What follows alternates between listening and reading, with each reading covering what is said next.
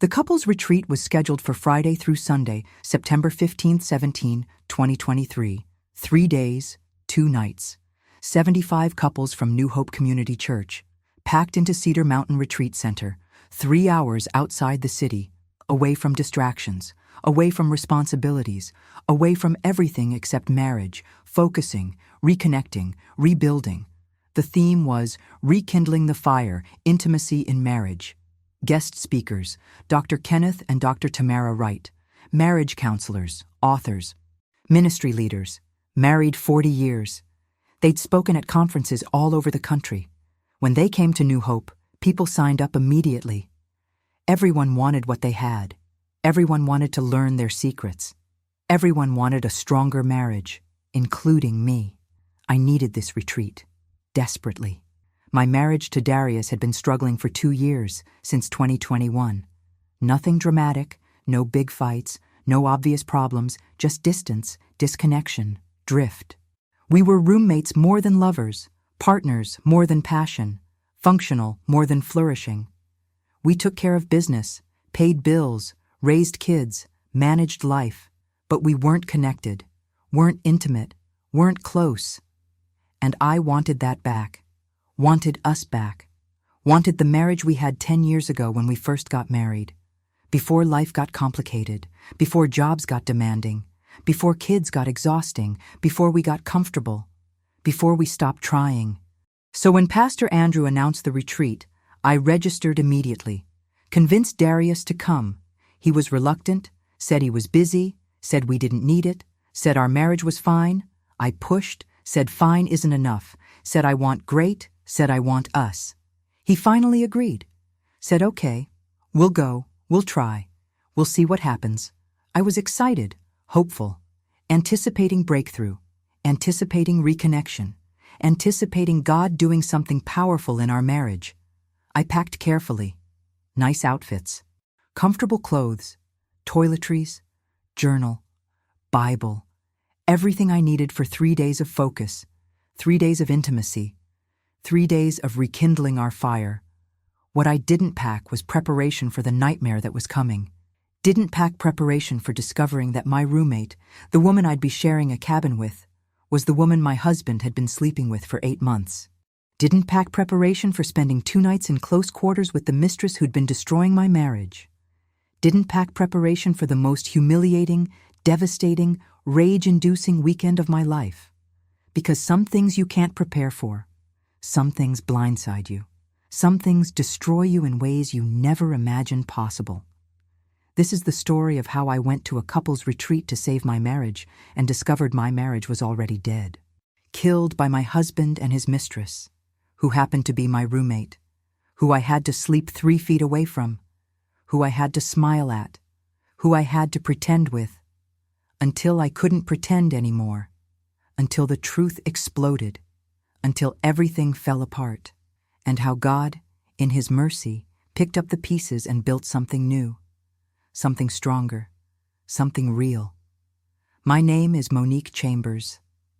I'm 36 years old, African American, born and raised in Virginia, married to Darius Chambers for 11 years.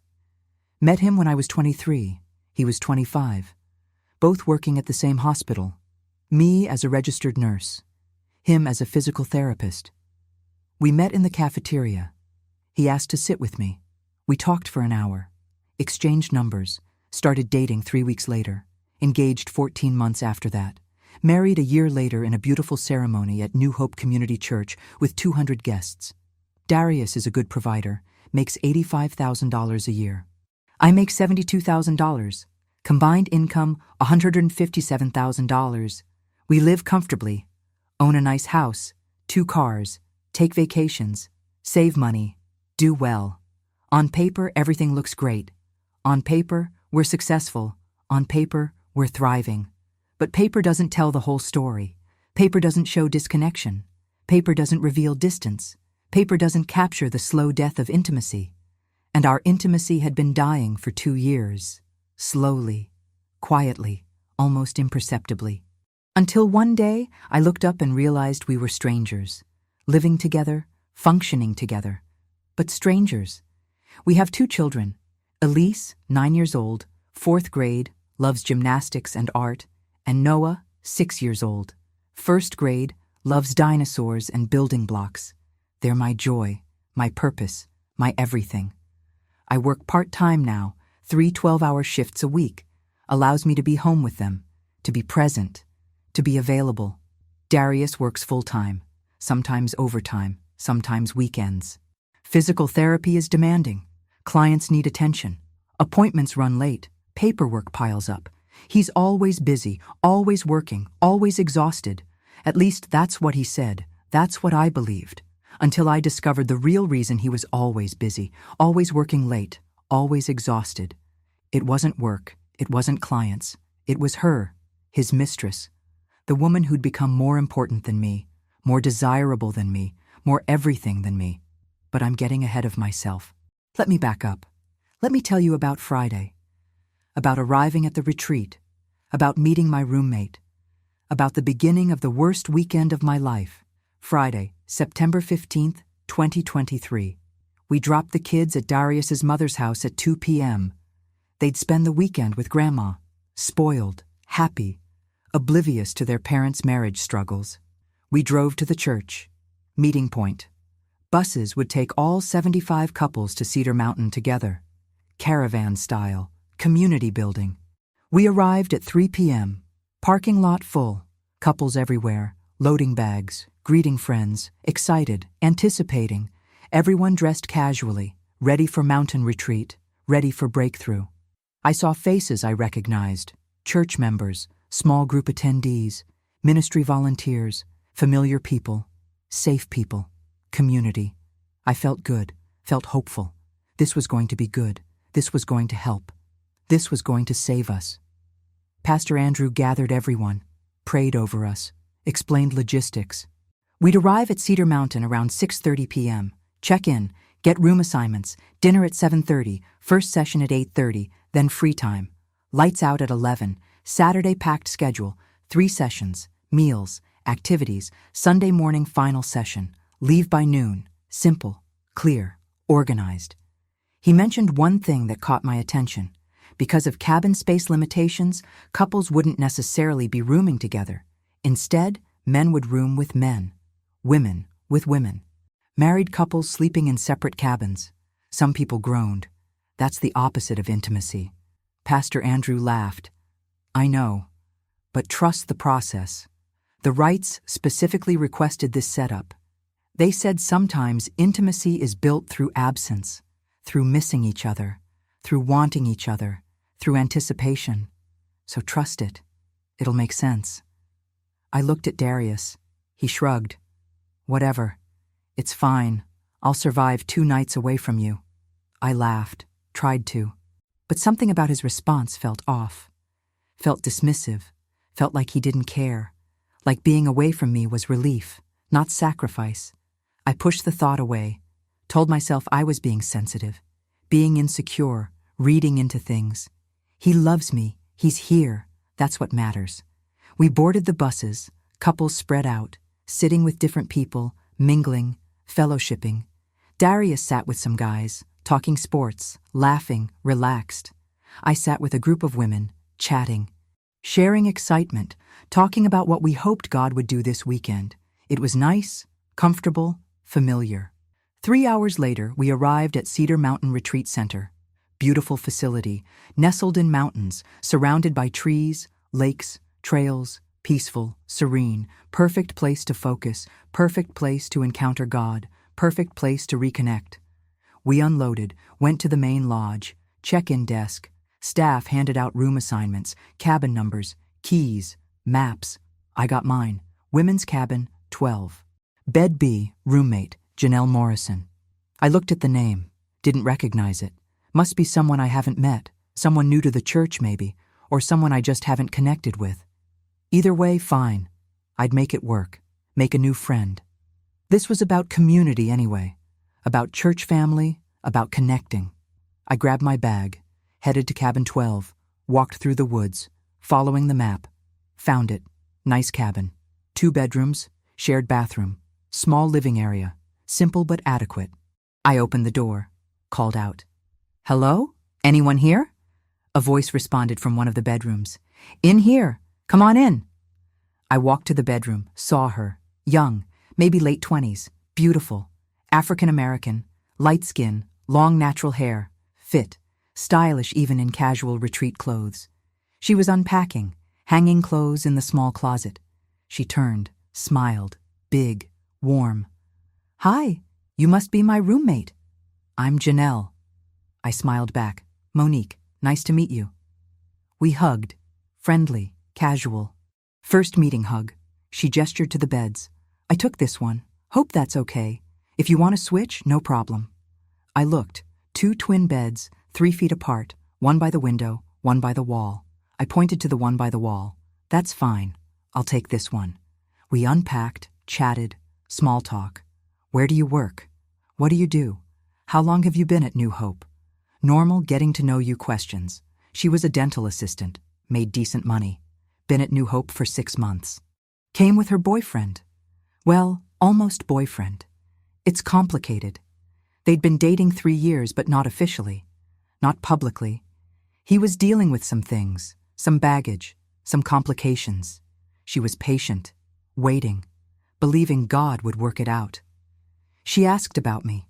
I told her about Darius, about our 11 years, about our kids, about wanting to reconnect this weekend. She listened, nodded, said that's beautiful, said she hoped we got our breakthrough, said marriage is hard work, but worth it. We finished unpacking, headed to the main lodge for dinner. Buffet style, good food, barbecue, salads, sides, desserts. We sat with other couples, different tables, mixed groups, encouraging mingling.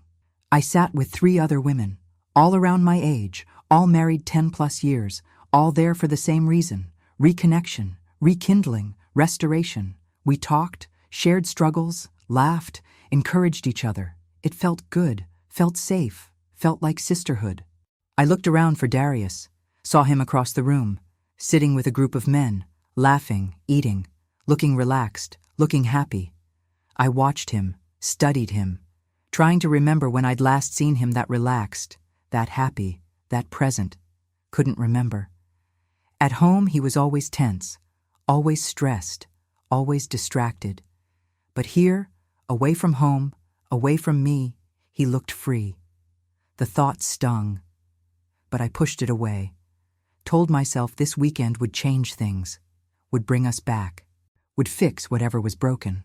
At 8:30 p.m. we gathered in the main hall, all 75 couples, 150 people, ready for the first session. Dr. Kenneth and Dr. Tamara Wright walked to the stage. Elegant couple. Both African American, both in their 60s, both dressed impeccably, both radiating wisdom, experience, love. You could see it, feel it, the way they looked at each other, the way they moved together, the way they existed in sync. This was what we wanted, what we needed, what we'd come for. Dr. Kenneth opened. "Welcome, couples. Welcome to Rekindling the Fire. Welcome to 3 days that could change your marriage forever. But let me be clear. We can't change your marriage. Only you can. Only God can. We're just guides, facilitators, truth tellers. We'll give you tools, principles, strategies, but you have to implement them. You have to do the work. You have to choose each other. Again, and again, and again. That's what marriage is. Daily choice. Daily commitment. Daily love. Even when you don't feel like it. Especially when you don't feel like it. He taught for 45 minutes. On the foundation of marriage. On covenant. On commitment. On choosing love as action, not just emotion. It was solid teaching. Biblical. Practical. Challenging. People were taking notes, nodding, receiving. Then Dr. Tamara spoke. She talked about intimacy, real intimacy, not just physical, but emotional, spiritual, mental. She said most marriages die not from big explosions, but from small erosions, little disconnections that add up over time. She said the biggest killer of intimacy is secrets, hidden things, unspoken things, things we're afraid to confess, things we're ashamed to reveal. things we bury. But buried things don't stay buried. They fester. They poison. They destroy. So this weekend, she said, we're going to challenge you to bring everything to light, to confess, to reveal, to be vulnerable, to be real. Because intimacy requires truth, and truth requires courage. The session ended at 10 p.m. Dr. Kenneth gave an assignment. Before tomorrow's session, have a conversation with your spouse, somewhere private, somewhere quiet. Ask each other one question. Is there anything you need to tell me? Anything you've been hiding? Anything that's creating distance between us? And commit to answering honestly, completely, courageously. Because tomorrow's session assumes you've done this work. Assumes you've created a clean slate. Assumes you're ready to rebuild. So do the work tonight. Have the conversation. Tell the truth. People nodded, committed, headed out. Couples walking together, finding private spots, benches, trails, corners, ready to do the work, ready to tell the truth, ready to rebuild. I looked for Darius, found him outside, standing alone, staring at the lake, reflecting. I approached. Hey, ready to find somewhere to talk? He turned, looked at me. Something in his eyes, something I couldn't read. Fear, guilt, panic, I wasn't sure. He said, yeah. Sure, let's walk. We walked the trail, silent at first, just walking. Finally, I spoke. So, the assignment. Is there anything you need to tell me? Anything you've been hiding? Anything creating distance? He stopped walking, stood still, looked at the ground, long silence. Too long. My heart started racing. Darius? He looked up, met my eyes. There's nothing. I'm good. We're good. Just need to work on communication, on making time, on prioritizing us. But nothing hidden, nothing buried, nothing to confess. I searched his face, looking for truth, looking for lies, looking for something.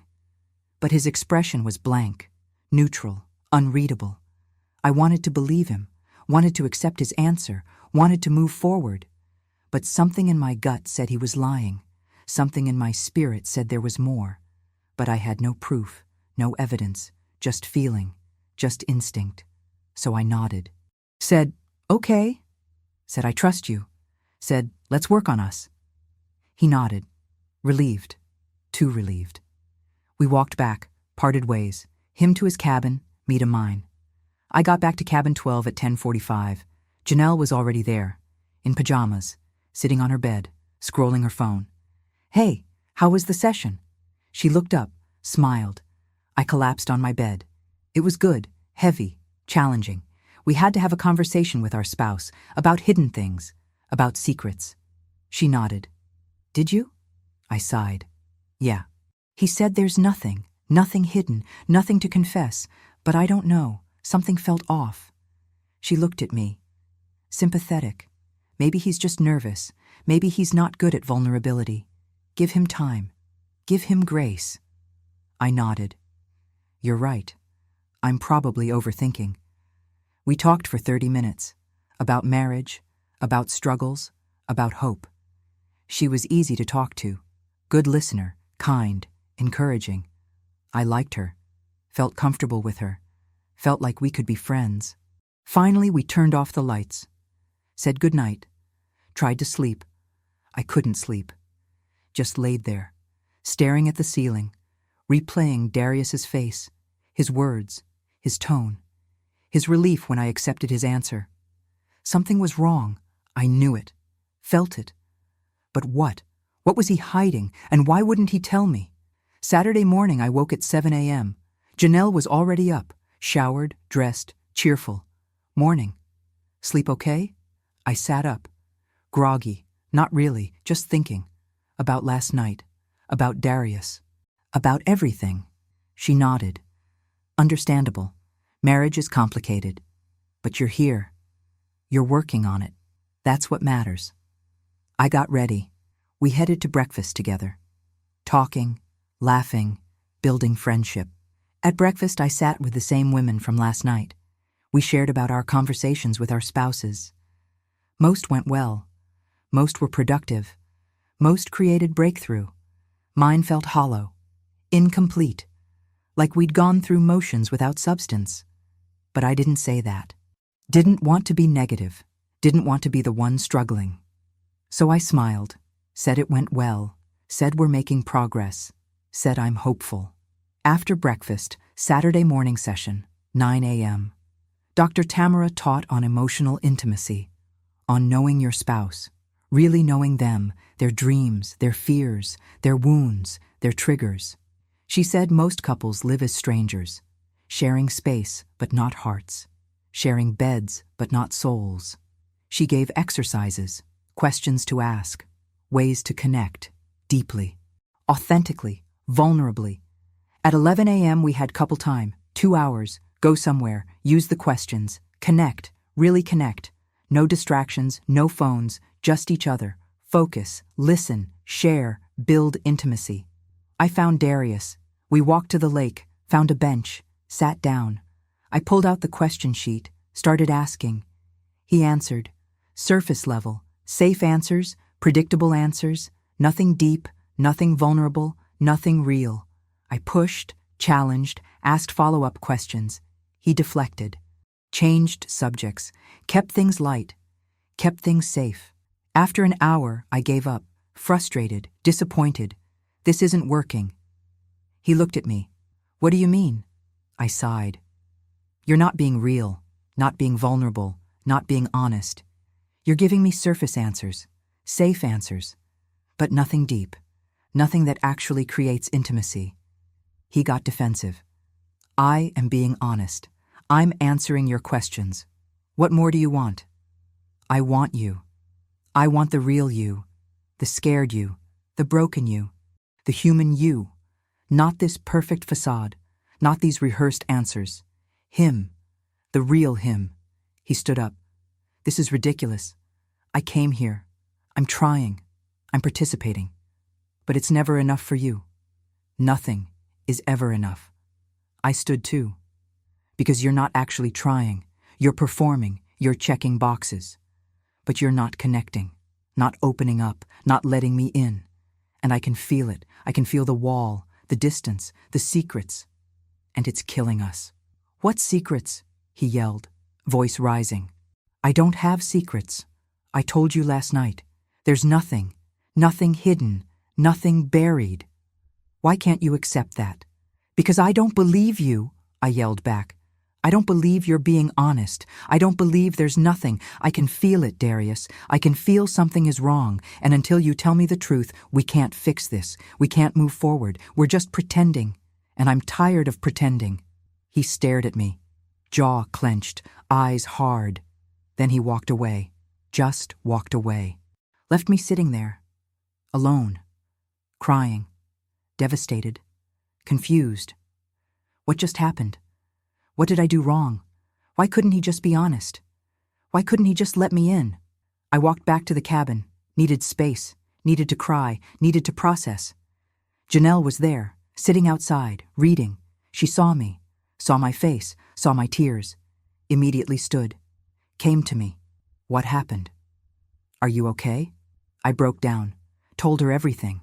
The conversation, the fight, the walking away, the confusion, the pain. She held me, let me cry, then spoke. Monique, I'm so sorry.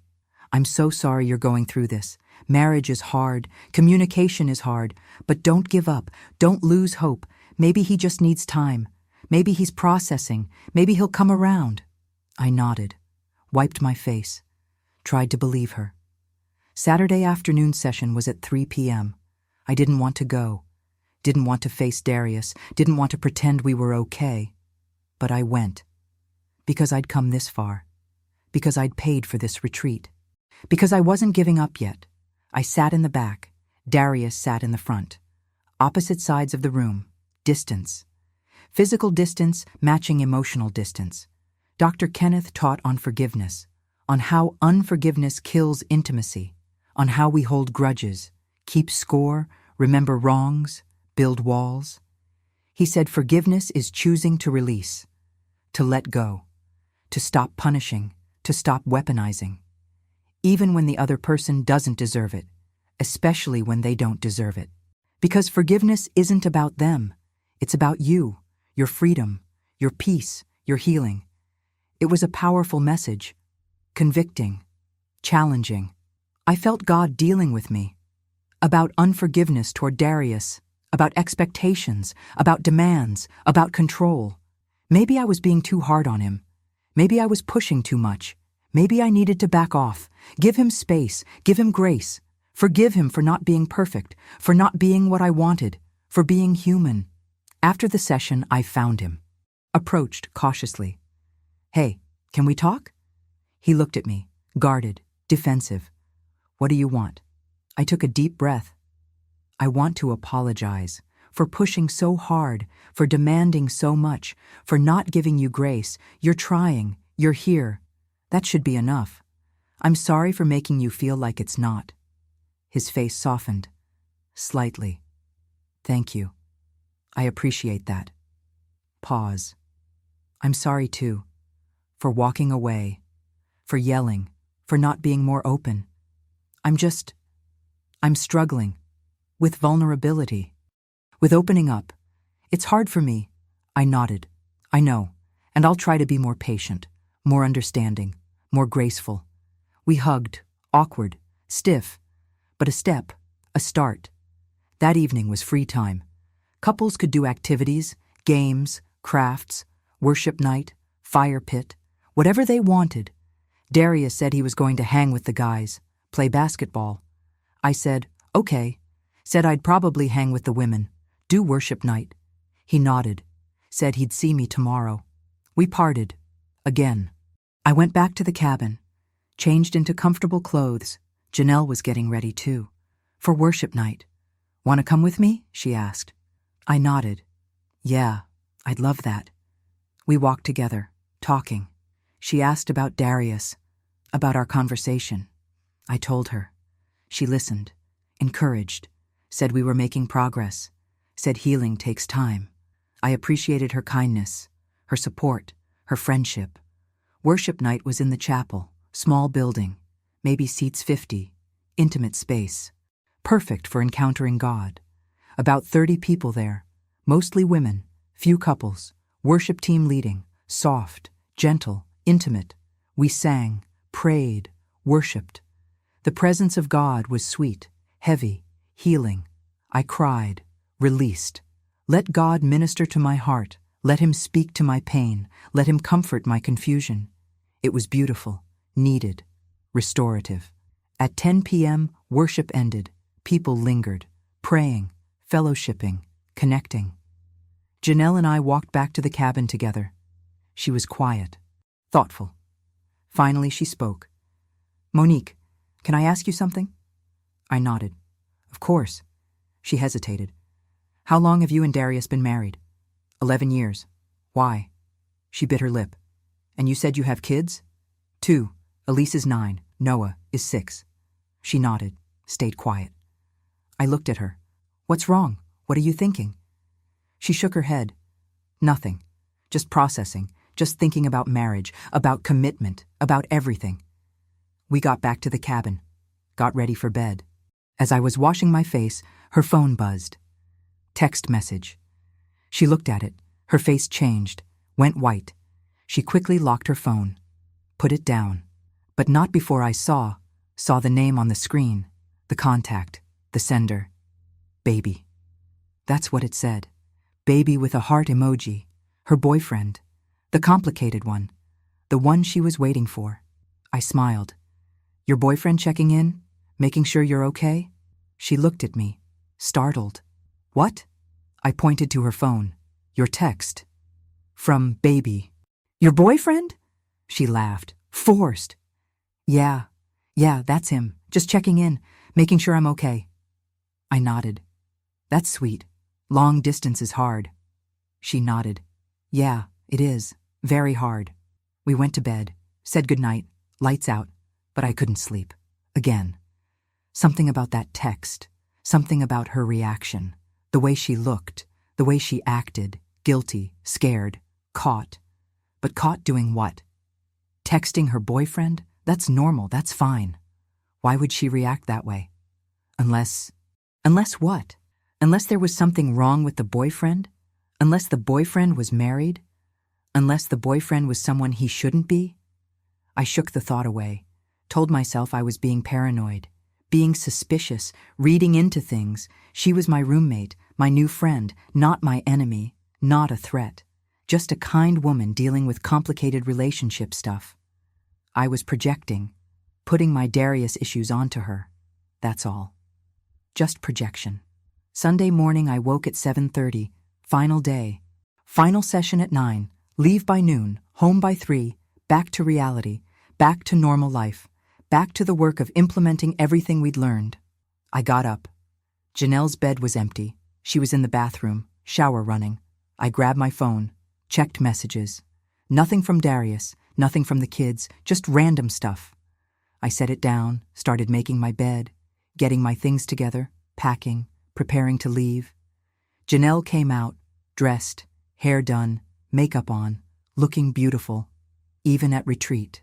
Even first thing in the morning. I smiled. Morning. Ready for the final session? She nodded. Yeah. Though I'm kind of sad it's ending. I've really enjoyed this weekend. Enjoyed meeting you. I smiled back. Me too. You've been a great roommate, a great friend. Maybe we can stay connected. Get coffee sometime. She hesitated, then said, maybe. Yeah, maybe. We went to breakfast. Same women's table, same conversations, same support. After breakfast, final session. Dr. Tamara taught on moving forward, on implementing, on not letting this weekend be just emotional experience without lasting change. She said most people leave retreats excited, hopeful, motivated, but 2 weeks later, back to old patterns, old habits, old problems. She challenged us, don't let that be you. Don't let this weekend be wasted. Take what you learned, implement it, daily, consistently, intentionally, fight for your marriage, choose your marriage, build your marriage, every single day. It was a good message. Needed message. True message. People were taking notes, committing, determining, including me. I was determined. This weekend wouldn't be wasted. Darius and I would implement, would work, would fight, we'd get better. We had to. At 11 a.m., session ended. Dr. Kenneth closed with prayer. Powerful prayer for marriages, for couples, for healing, for restoration, for breakthrough. People were crying, holding hands, committing. It was beautiful, powerful, exactly what we needed. After prayer, people started gathering belongings, loading buses, saying goodbyes, exchanging numbers, making plans to stay connected, accountability partners, group texts, follow-up meetings, community, support, ongoing work. I went back to cabin 12, started packing. Janelle was already packed, waiting. I finished quickly. We grabbed our bags, headed out, started walking to the buses. That's when I saw it. Saw them. Darius, standing by the men's cabins, talking to someone. A woman, standing close. Too close, intimate, familiar. I stopped, looked closer. The woman was wearing a green jacket. Same green jacket Janelle wore yesterday. Same style, same color. Could be coincidence. Lots of people have green jackets. But something made me look at Janelle, really look at her. She was staring at them, frozen, her face white, terrified, panicked. Janelle? I said, you okay? She didn't respond, didn't move, just stared. I followed her gaze, back to Darius and the woman. The woman turned slightly, profile visible, and my heart stopped. It was Janelle, or someone who looked exactly like Janelle. Same height, same build, same hair, same everything. I looked at my Janelle, then at the woman with Darius, then back, confusion, disbelief. How could Janelle be here with me, and there with Darius, simultaneously? Wait. Unless the woman with Darius was Janelle, and Janelle had been there, talking to Darius, and then ran back to meet me, to walk with me, to pretend she'd been packing, to pretend she hadn't just been with my husband, having intimate conversation, too close, too familiar, too everything. I grabbed her arm. "Were you just over there, with Darius?" She looked at me, guilty, scared, trapped. No, I was packing. You saw me. I was in the cabin." I shook my head. "Don't lie to me. I saw you, saw someone who looked exactly like you, wearing that jacket, standing with my husband, looking very comfortable, very familiar. So tell me the truth, right now. Were you with Darius?" She pulled away, started walking fast. I followed, running after her. "Janelle, stop, talk to me." She kept walking, faster. I caught up, grabbed her again. "Talk to me, now." She stopped, turned, tears streaming. "Monique, I'm so sorry. I didn't know you were his wife, didn't know until last night, until you showed me that picture, until I realized the Darius you've been talking about is my Darius, is the man I've been with, the man I've been sleeping with for 8 months, the complicated boyfriend, the one I'm waiting for. It's him, it's your husband." Everything stopped, the world, my heart, my breath, my brain, everything. I couldn't process, couldn't think, couldn't understand. Janelle, my roommate, the woman I'd been sharing a cabin with, the woman I'd been opening up to, crying with, praying with, building friendship with, was sleeping with my husband for 8 months and didn't know I was his wife until last night. "You're lying," I whispered. "You're lying. This can't be real." She shook her head. "I wish I was lying. I wish this was a nightmare. But it's true. All of it. Darius and I have been together since January. He told me he was single, told me he was focused on his career, told me he wasn't ready for public relationship, told me to be patient, to wait, that we'd go public when the timing was right. I believed him, believed every word, had no idea he was married, no idea he had kids, no idea his wife was you, until last night, when you showed me that family picture, when I saw him, saw Elise, saw Noah, saw you, all together, all smiling, all happy, and I realized I'd been sleeping with someone's husband, realized I'd destroyed someone's marriage, realized the woman I'd been bonding with all weekend was the woman I'd been hurting for 8 months, and I didn't know what to do, didn't know how to tell you, didn't know if I should tell you, or just disappear, just pretend I never knew, just leave and never contact either of you again. I stumbled backward, felt like I'd been punched, felt like I couldn't breathe, couldn't see, couldn't stand. My roommate, my husband's mistress, same person. I'd been sleeping 3 feet away from the woman destroying my marriage, sharing bathroom space, sharing confidences, sharing prayers, all while she'd been sleeping with Darius. All while she'd been the reason for our distance, our disconnection, our dying intimacy. It was her, and she was here. And she didn't tell me. Spent 2 nights with me, knowing, and said nothing. "Why didn't you tell me?" I screamed. "Why didn't you tell me last night when you realized? Why did you let me keep talking, keep opening up, keep trusting you?" She was crying, sobbing. "I don't know. I was scared, didn't know how, didn't want to hurt you, didn't want to destroy your retreat, your marriage, everything. So I thought I'd just wait until we left, until we got home. Then tell Darius I knew, tell him it was over, disappear from both your lives, let you two work it out, without knowing, without being hurt." "Without being hurt?" I yelled, voice rising, hysterical. "You think not telling me protects me? You think keeping me in the dark is mercy? I've been sleeping next to you for 2 nights. 2 nights, trusting you, opening up to you, while you've been sleeping with my husband. Do you know how that feels? Do you know how violated I feel? How destroyed?" People were starting to stare, starting to gather, sensing drama, sensing explosion. I didn't care who was watching, didn't care who heard. I just needed answers, needed truth, needed to understand. Darius appeared, running over. "Monique, what's going on? What's wrong?" I turned to him, rage, pure rage. Ask her Ask your girlfriend. Ask the woman you've been sleeping with for 8 months. Ask my roommate. Ask Janelle." His face went white, completely drained. Oh God, no. No, no, no. This can't be happening. You two know each other?" I laughed. Harsh, bitter, cruel. "Know each other? We're roommates, Darius. Roommates! I've been sharing a cabin with your mistress all weekend, sleeping 3 feet away from her, building friendship with her, while you've been here, at this retreat, to fix our marriage, with your girlfriend here, under my nose, pretending, lying, destroying me, both of you, together." He started crying. "Monique, I'm so sorry.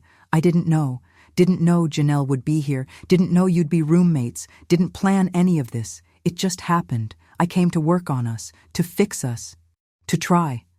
I swear, I didn't know she'd be here, but she is here," I screamed. "And you knew when you saw her, knew all weekend, and you said nothing, did nothing, just kept lying, kept pretending, kept destroying me, while I thought we were working, thought we were healing, thought we were reconnecting. All lies, all of it."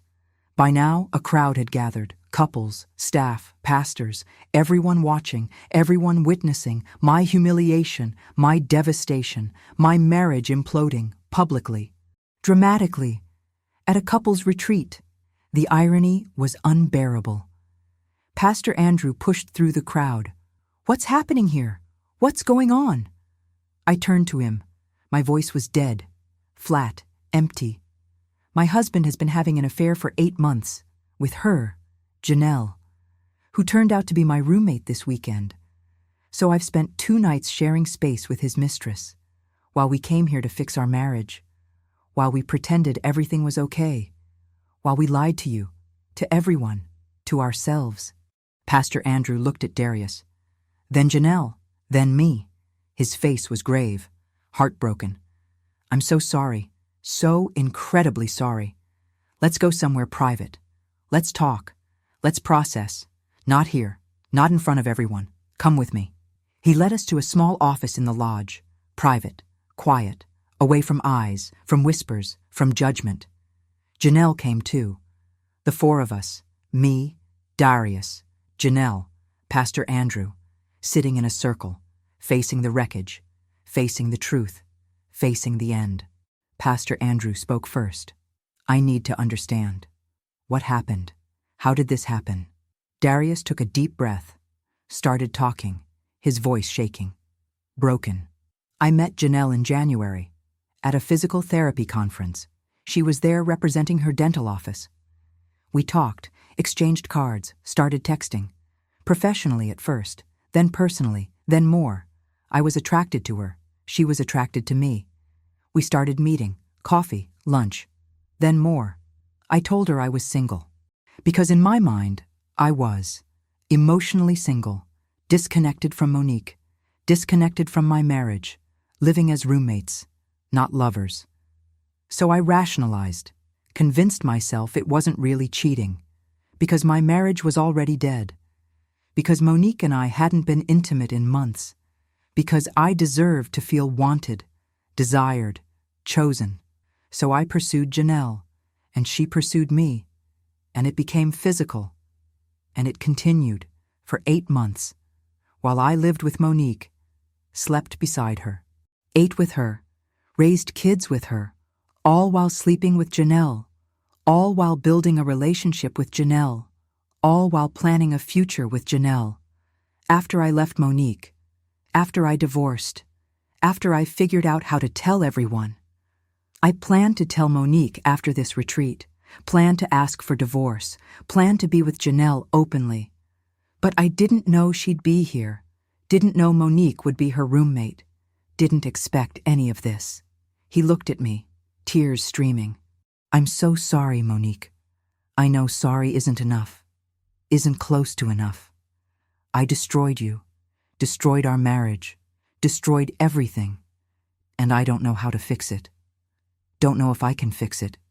Don't know if you'd even want me to try." I looked at him, at this man I'd been married to for 11 years, this man I'd built a life with, this man I'd trusted completely, and I felt nothing, No love, no anger, no pain, just emptiness. Complete emptiness. You can't fix this, I said quietly. You destroyed this. Destroyed us. Destroyed any chance of rebuilding. I came here to save our marriage. You came here planning to end it. We're not even in the same reality. So no, you can't fix this. This is over. Pastor Andrew turned to Janelle. And you? What's your side? Janelle wiped her face. Spoke softly. I met Darius in January. He told me he was single, focused on career, not ready for public relationship. I believed him. Had no reason not to. We started dating. Exclusively. At least I thought exclusively. He'd come to my apartment. We'd go out. Always in different cities. Always away from here. He said he valued privacy. Didn't want workplace gossip. Didn't want church drama. I understood. Respected it. Waited patiently. For him to be ready. For us to go public. For our relationship to be official. Then 6 months ago, he invited me to visit New Hope. His church. Said he wanted me to see where he worshiped. Where he served. I came. Loved it. Started attending. Regularly. Got involved. Volunteered. Built community. All while dating Darius secretly. All while believing he was single. Until this weekend. Until I saw that family picture. Until I realized he'd lied about everything. Realized I'd been the other woman. Realized I'd destroyed a marriage, a family, everything. And I didn't know what to do. So I said nothing. And I'm sorry. I'm so sorry. She looked at me. Monique, I know sorry isn't enough. I know I participated in destroying your marriage even if I didn't know. I should have asked more questions. Should have demanded more transparency. Should have insisted on meeting his family, his friends, his life. But I didn't. I accepted his excuses, his secrecy, his boundaries. And now you're paying the price. And I'm so sorry. I looked at both of them. My husband, his mistress, both sorry, both crying, both devastated. And I felt nothing for either of them. No compassion, no forgiveness. No grace, just cold, hard, final.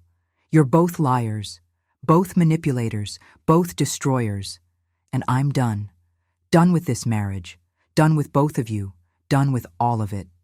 I stood, looked at Pastor Andrew. I'm leaving, taking a bus back. Can someone drive me? He nodded. I'll arrange it. Give me 10 minutes. I walked out. Didn't look at Darius, didn't look at Janelle, just left. Found my bag. Waited outside. 15 minutes later, a staff member pulled up. Van, ready to take me home. I got in. Drove away. Left Darius at the retreat. Left Janelle. Left everything. The drive home was silent. 3 hours of silence, processing, crying, breaking. By the time I got home, I was numb, empty, destroyed. I picked up the kids from Darius's mother. Didn't tell her what happened. Just said the retreat ended early.